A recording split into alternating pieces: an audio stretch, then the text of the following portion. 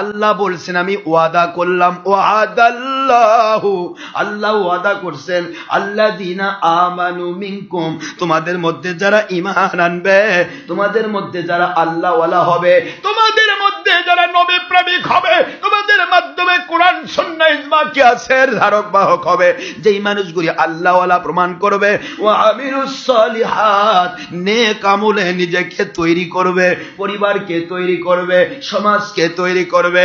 আল্লাহ বলেন আমি ওয়াদাবদ্ধ হয়ে গেলাম, টেনশন নাই, তোমার কোনো ঘামানোর দরকার নাই, তোমার কোন রকমের টেনশন, তোমার কোনো চিন্তা চেতনা ভাবনা দরকার নাই। আল্লাহ বলেন আমি ওয়াদা করলাম, লা ইয়াস্তাখলিফান্নাহুম, নুনে তাকিদ, ইয়া লামে তাকিদ, অবশ্যই অবশ্যই অবশ্যই আমি আল্লাহ লা ইয়াস্তাখলিফান্নাহুম ফিল আরদ, গোটা জমিনের মধ্যে, শুধু বাংলা নয়, ভারত নয়, পাকিস্তান নয়, দেশ সাবকন্টিনেন্ট নয়, আমেরিকা নয়, ইউরোপিয়ান কান্ট্রি নয়, 7 মহাদেশ নয়, 7 মহাসাগর নয়, 5 মহাসাগর নয়। আল্লাহ বলেন আমি ওয়াদা করলাম লা ইয়াস্তাখলিফান্নাহুম ফিল আরদ, এই ইয়াস্তাখলিফান্নাহুমের মারজা হচ্ছে মালিকের দিকে।